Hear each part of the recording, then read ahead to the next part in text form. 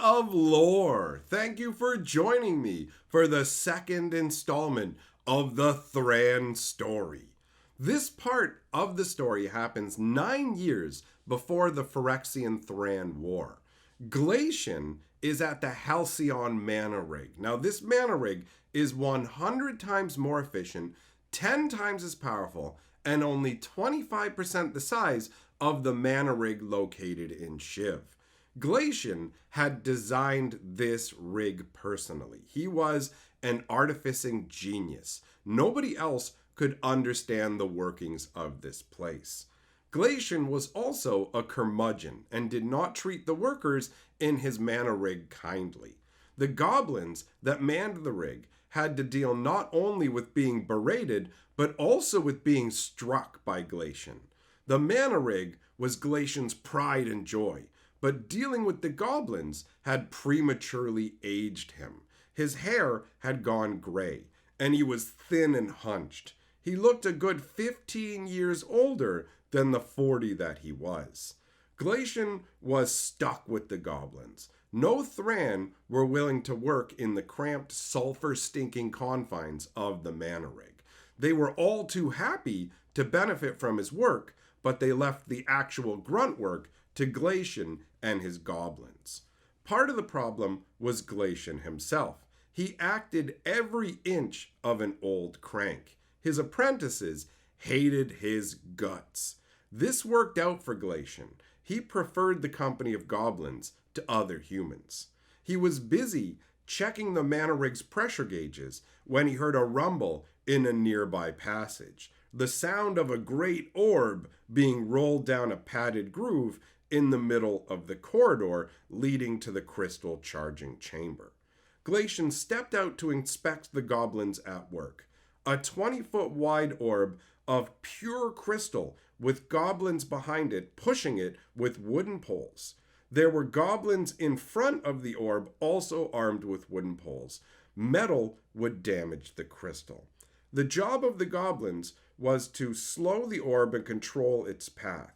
As he watched one of the goblins in front, their pole got stuck under the orb. Glacian raged at it. "Out of the way, fool! You want to get crushed?" He pulled the goblin away. Every month he had to deal with these idiots getting crushed, and their bones and teeth scratched up the perfection of his orbs.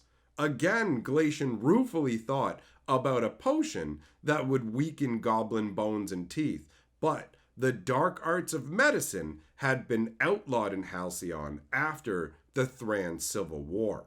Nothing could be allowed to mar his creation. This orb would break down into 1,000 power stones. He had devised the orbs to make charging numerous power stones more efficient.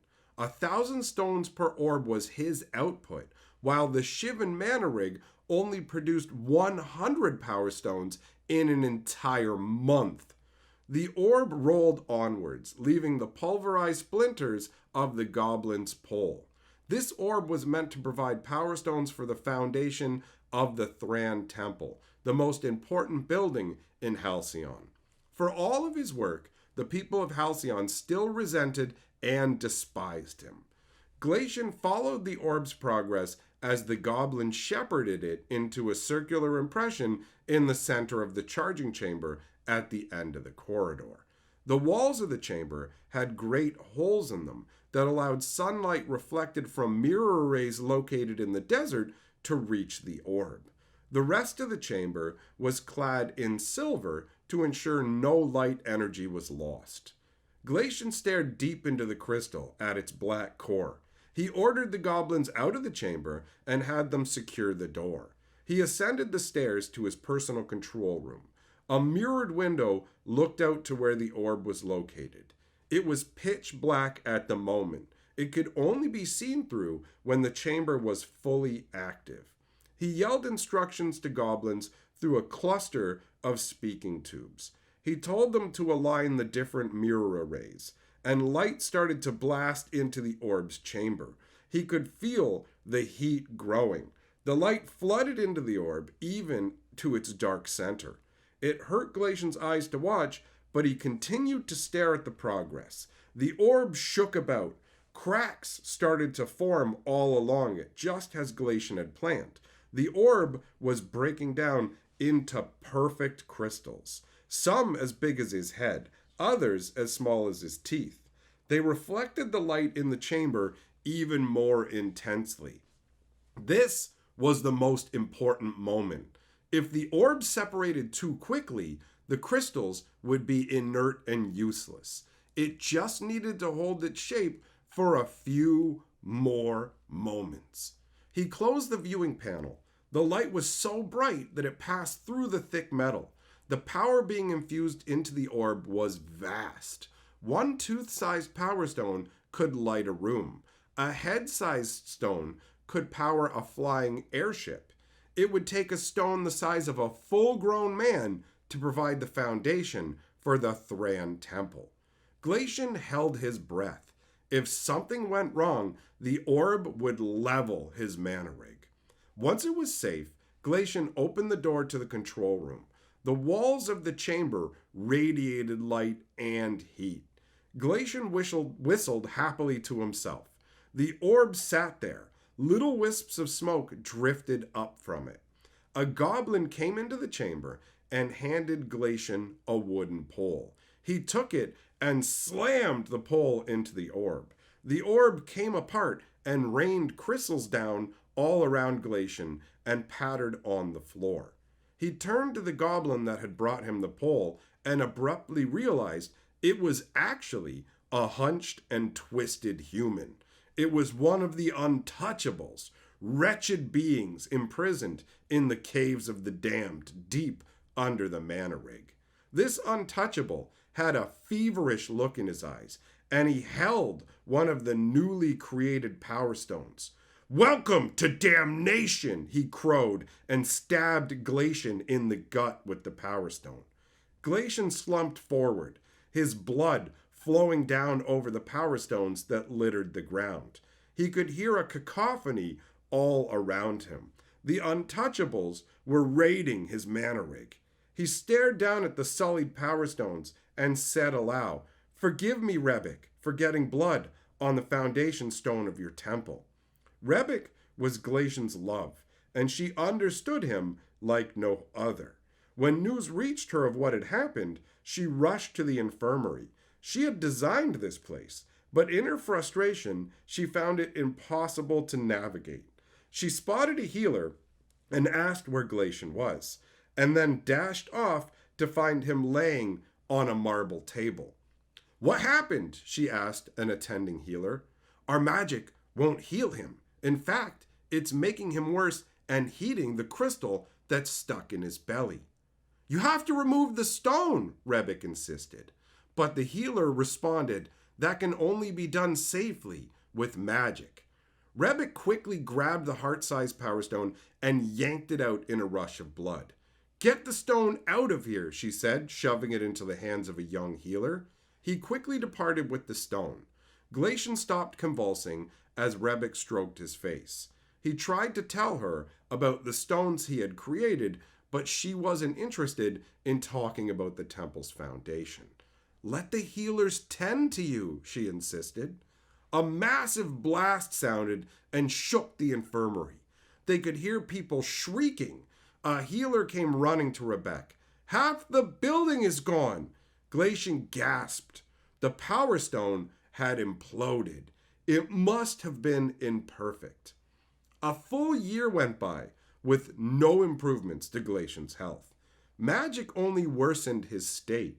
Out of options and needing Glacian's important works, the city's leadership summoned Yawgmoth from exile. They offered him no transportation, so he was forced to walk to Halcyon through the hostile, unsafe desert.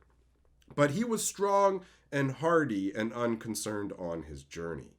All healers that did not utilize magic had been ousted from the city due to absurd politics that favored those who wielded healing magic.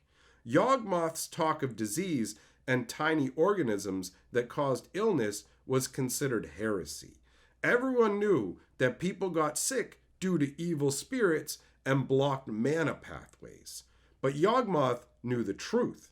Bodies were like machines, not mystic vessels. He had spent his years in exile studying illness amongst the various races of Dominaria. He and his 200 followers had gained a great deal of knowledge. Yawgmoth savored rubbing it in the Elders' Council's face. Their need of him justified his beliefs further. He arrived at Halcyon. Its marble gateway greeted him. The gates were iron, studded with power stones that would destroy attackers. A stream ran through the gateway. People entering the city would have their feet washed clean before entering fabled Halcyon. Those leaving would have dirt crust on their shoes. It was symbolic. A council member awaited Yawgmoth at the gates. It was Rebek. She had arranged to have Yawgmoth's exile revoked. Yawgmoth stood in the dirt, Rebek on the pristine marble, each on either side of the stream. Yawgmoth found Rebek to be lovely, and she in turn offered to wash his feet. He accepted and remarked that perhaps Halcyon was willing to welcome him after all, and Rebek went on to explain that he had been summoned to help her husband. Yawgmoth stepped out of the stream, but immediately slipped. He was caught by Rebek. She looked rueful. The stream was her design, but she hadn't accounted for how slick marble was when it got wet. Yawgmoth found it fitting symbolism for the arrogance of Halcyon. If you didn't have help from the city's residents when you arrived, you would slip and fall in embarrassment. She laughed when he said this, and Yawgmoth found himself joining in. He had heard of Rebek's architectural prowess, but he had not realized she had such an enchanting personality. Yawgmoth took in the sight of Halcyon. It sparkled mightily. Streets of pure white bricks, blue-tiled houses, temples, libraries, noble palaces. Halcyon was incredible, dreamlike. Rebek led him to the infirmary, a curious building of stacked white terraces that looked like a stack of dishes ready to be washed. Rebek appreciated that Yawgmoth understood her design. The infirmary has everything you need. Yawgmoth looked at her in surprise. You have needles, leeches, saw blades, and drugs? She shook her head. It's okay. I brought my own tools, Yawgmoth told her knowingly. They rode together in a wondrous sedan that was borne aloft by a power stone. It was Glacian's invention, Rebek explained proudly. It would hang in the air forever, held up by the strength of a power stone. Yawgmoth was skeptical. Power stones fail. Rebek disagreed, but Yawgmoth rightly pointed out that part of the infirmary had been destroyed because of power stone failure. Rebek waved that away. That was an anomaly caused by an untouchable attack. The uncooled stone had its matrix corrupted by blood. Yawgmoth asked, well, what happened to the other stones that got blood on them? She admitted they had been cleaned, inspected, and found to be safe for use. Well, then you don't know that blood corrupted the stone that caused the implosion. You don't actually understand how the stones function, Yawgmoth insisted. You call it magic when it works. When it fails, it must have been other magic. This is all superstition. It's why your husband rots away of disease. By this time, they had arrived in the room that housed Glacian, and he had heard what Yawgmoth said. He greeted Yawgmoth. I am Glacian, the one rotting away. Not anymore, said Yawgmoth, coming forward and taking out his tools confidently. I'm going to cure you with true healing. Glacian looked disgusted. True healing has failed. Now we turn to your quackery. I was one of the elders who voted to banish you, and if I had my way, you would never have set foot back in Halcyon. I was overruled. My work is too important. The council won't let me die, so I'm forced to deal with your nonsense. I only put up with it because I can't get any worse. Yawgmoth looked at Glacian with contempt. I will prove my skills to you and the damned council. Word on the street is that you have serious lesions. Glacian's eyes widened. He hadn't realized his condition was being gossiped about. Yawgmoth explained, the whole empire is worried about you. This condition is not unique to you. Many poor people are infected, and the caves of the damned are teeming with it. You are the first high-profile case. Now show me your lesions. He carried Glacian to the bed. His body was covered in horrific sores, the largest on his back. Whiteness oozed from them, and darkness seeped into the muscles. Rebic explained they first started after Glacian was attacked, and that magic had caused them to worsen. Yawgmoth took a blade and lightly removed some of the white liquid seeping from the lesions. He scraped it into a vial, taking care not to come into contact with it. I will study the state of this lymph to determine what kind of disease this is. Glacian mocked him. Would you like some piss too? Not yet, Yawgmoth responded, unfazed by Glacian's rudeness. Yawgmoth removed a hair follicle from Glacian's back. Its removal caused Glacian considerable pain. I will study this to see how the disease is affecting your body and how it spreads. Why not carve me up like a turkey? Glacian said angrily. A splendid idea, said Yawgmoth, and he slid his blade into the flesh beside one of Glacian's lesions, cutting it entirely out of his body, including the dark part that seeped into the muscle. He took his time with the process, absolutely uncaring of Glacian's white-knuckled agony. Yawgmoth dropped a piece of bleached wool over the hole he had just carved in Glacian's back. Your studies have certainly taught you how to inflict pain, Glacian groused. Oh, I have ways of stopping the pain, but I know you don't believe in that kind of quackery. Glacian grudgingly admitted that he would prefer Yawgmoth's quackery to the pain going forwards. Yawgmoth accepted this and explained to Rebic that she needed to avoid touching Glacian lest she get infected too. She protested. It's been a year of touching him. It's done me no harm. But Yawgmoth insisted. No skin-to-skin contact, not even hand-holding. The healers tending to Glacian were also instructed not to touch him. Yawgmoth said he needed to clean up and pulled Rebic away from Glacian. He took her arm and had her lead him to his nearby quarters, leaving Glacian terribly alone. That ends this installment of the Thran story. If you enjoy the work that I'm doing here, you can support this channel by joining my Patreon or the channel's membership. A big thank you to both the members of this channel and the members of the Patreon for supporting my work. Go enjoy some more stories on this channel until the next installment is ready. And remember, my friends, lore is life.